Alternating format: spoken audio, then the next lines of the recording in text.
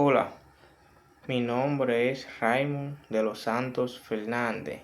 Soy estudiante del área de la salud.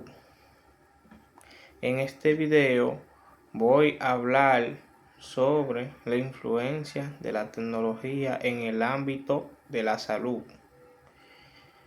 Pero no lo voy a hacer solamente desde una perspectiva general, sino integrando también todo lo que aprendí sobre investigación en salud, que fue una de las partes más importantes en este proceso. Voy a ir explicando cómo cambió mi forma de buscar información, cómo aprendí a evaluarla, también la importancia de la ética en contexto y también el papel que tiene la inteligencia artificial hoy en día. Algo que para mí fue clave es que mi forma de ver la investigación cambió completamente. Antes yo pensaba que investigar era simplemente buscar algo en internet, leer, leer lo primero que aparecía y ya tener una idea. Pero con el tiempo me di cuenta de que eso no es suficiente, porque en el área de la salud no se puede trabajar con información superficial. Debemos de profundizar o sin verificar. O sea, no se puede trabajar con información superficial y sin verificarse. Siempre tenemos que investigar, ir más allá, profundizar y todo eso. Aquí estamos hablando de decisiones que pueden afectar directamente la vida de los pacientes. Entonces no es lo mismo trabajar con información confiable que con información que no tiene respaldo científico. No es lo mismo. Entonces empecé a entender que investigar es un proceso más completo, donde uno tiene que saber a buscar, saber filtrar, saber analizar y también saber pensar esas informaciones de forma responsable. Y eso fue algo que realmente me marcó durante el curso. Cuando hablamos de tecnología en salud, muchas veces lo primero que pensamos son equipos médicos o máquinas, pero en realidad el impacto es mucho más amplio. Por ejemplo, en el área del diagnóstico, la tecnología ha cambiado completamente la forma en que se detectan las enfermedades. Antes, muchas enfermedades se diagnosticaban cuando el paciente ya tenía síntomas avanzados. Eso era en los tiempos de antes, cuando la tecnología estaba un poco deficiente, lo que limitaba mucho las opciones de tratamiento. O sea que era algo muy deficiente, lamentablemente, y los pacientes se morían porque la enfermedad se diagnosticaba muy tarde y ya no había casi opciones. Pero hoy en día, por los avances tecnológicos, es posible detectar enfermedades en etapas mucho más temprano. Eso mejoraría significativamente las opciones de tratamiento y que el paciente se cure mejor, incluso antes de que el paciente tenga síntomas claros también. Y eso cambia mucho o completamente el manejo clínico, porque no es lo mismo tratar una enfermedad en su inicio que cuando ya está avanzada. O sea que en sus inicios se puede curar mucho más fácil, ¿me entiendes? En muchos casos, esta diferencia puede definir el pronóstico del paciente. Por ejemplo, en enfermedades crónicas como la diabetes o la hipertensión, un diagnóstico temprano permite iniciar un tratamiento y evitar complicaciones como daño renal, daño cardiovascular, incluso problemas neurológicos. En cambio, un diagnóstico tardío puede ser un daño irreversible. Me refiero a un daño irreversible que no podemos revertir la situación. También en los laboratorios clínicos se ha visto un cambio muy importante. También aquí un aspecto importante. La automatización ha permitido procesar una gran cantidad de muestras en menos tiempo, con mayor precisión y menor margen de error. Esto no solo mejora la eficiencia, sino que también aumenta la seguridad del paciente, también porque reduce la posibilidad de errores humanos. Otros aspectos importantes es la telemedicina, que no se puede quedar. Hoy en día, un paciente puede recibir orientación médica sin necesidad de trasladarse físicamente a un centro de salud. Esto es especialmente importante en zonas donde el acceso a servicios de salud es limitado. O sea, son zonas que están muy rural, muy lejos de la ciudad. Además, permite un mejor seguimiento de pacientes con enfermedades crónicas ya mencionadas, que son la diabetes y la hipertensión. Hay más, pero estas son las más importantes y las mencionadas, ya que el médico puede monitorear su evolución sin necesidad de consulta presenciales constantes. O sea, que la telemedicina es un avance significativo, cabe destacar. También los historiales clínicos electrónicos han cambiado la forma en que se maneja la información del paciente. También antes la información podía perderse o no estar disponible en el momento en que se necesitaba. Ahora la información está organizada, accesible y permite que diferentes profesionales de la salud puedan trabajar con los mismos datos, lo que mejora la continuidad del cuidado. Pero desde mi punto de vista, el cambio más importante no está solamente en la práctica clínica, sino en la investigación. Hoy en día vivimos en una de las eras donde hay demasiada información disponible, y eso, aunque parece una ventaja, también representa un reto, porque no toda información que encontramos es confiable. O sea, no todo es confiable, todo lo que aparece en internet hay que siempre ir a la fuente. Entonces, el verdadero desafío no es encontrar la información, sino saber cuál información tiene valor científico o respaldo científico. Aquí es donde entra una de las partes más importantes de lo que aprendí.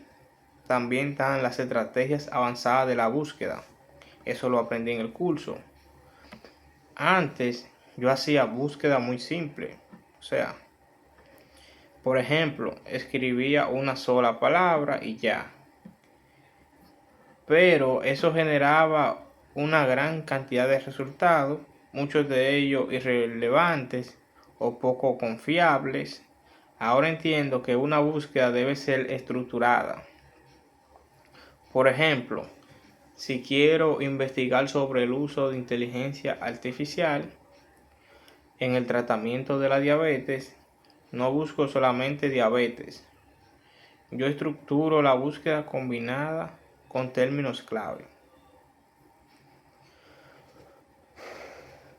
Utilizando operadores booleanos. Por ejemplo, puedo escribir diabetes AND, tratamiento AND, inteligencia artificial. Esto hace que los resultados sean mucho más específicos, porque estoy combinando conceptos en esta parte aquí. Pero también utilizo operador OR cuando quiero ampliar la búsqueda, incluyendo sinónimos, por ejemplo, diabetes OR, hiperglucemias, y utilizo NOT cuando quiero excluir información que no me interesa.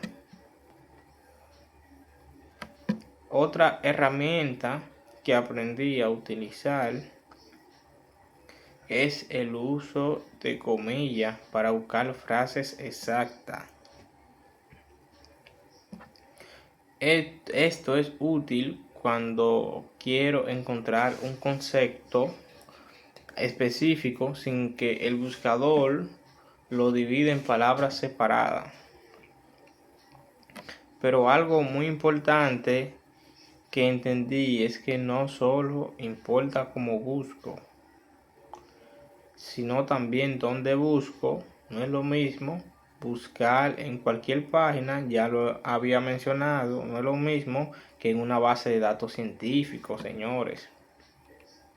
Ahora utilizo plataformas donde la información ha sido revisada por expertos, lo que aumenta la confiabilidad. Además, dentro de estas páginas o de esta plataforma, mejor, puedo aplicar filtros para mejorar aún más los resultados. Por ejemplo, puedo seleccionar artículos de los últimos años, elegir el tipo de estudio, buscar solo aquellos que tienen acceso a texto completo. Pero incluso con todo esto hay algo que es clave: la evaluación crítica de la información. También aquí entendí algo muy importante: no todo lo que está publicado es necesariamente válido. Entonces, cuando leo un artículo, no me quedo solo con los resultados, analizo todo el proceso. Por ejemplo, de esto, reviso cómo se hizo el estudio, cuántos participantes incluyó, también si la metodología es adecuada y si los resultados tienen sentidos. También evalúo si existen posibles sesgos o conflictos de interés. También, por ejemplo, un estudio con unas muestras muy pequeñas puede dar resultados que no pueden generalizar, o un estudio mal diseñado puede llevar a conclusiones incorrectas. También aprendí la importancia de organizar la información. El uso de gestores bibliográficos me permite guardar artículos, o sea, clasificarlos y utilizarlos de forma ordenada cuando los necesito. Esto facilita mucho el trabajo académico. En este punto, algo que considero importante a la demostración práctica, aquí yo podría mostrar cómo realizo una búsqueda real, o sea, cómo aplico los operadores booleanos, cómo utilizo filtros y cómo selecciono un artículo. Explicando por qué lo considero confiable. Esto demuestra que no solo entiendo la teoría, no exacto, sino que también sé aplicarla. Otro aspecto fundamental es las técnicas de la investigación en salud. La ética, la ética. La ética es algo que no se puede dejar de lado, porque al final estamos trabajando con seres humanos. Los principios básicos son la autonomía, la beneficencia, la no maleficencia y la justicia. La autonomía implica que el paciente tiene derecho a decidir si participa o no a una investigación. Esto se garantiza mediante consentimiento informado. La beneficencia, por otro lado, implica que la investigación debe usar o debe buscar el bienestar del paciente todo el tiempo.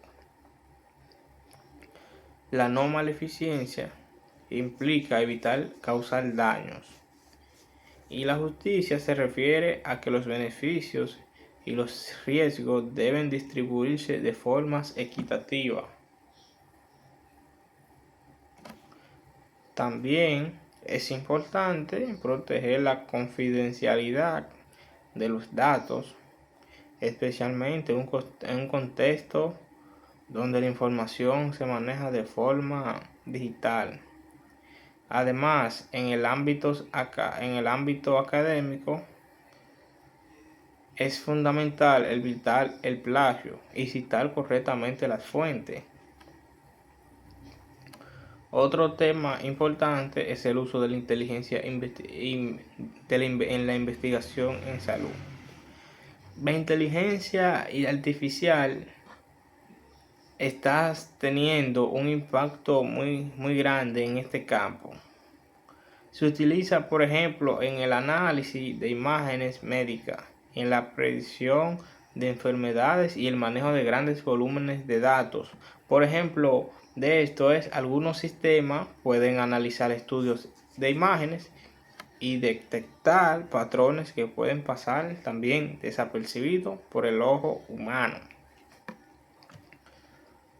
También permite analizar grandes cantidades de información en poco tiempo, o sea, que facilita la investigación.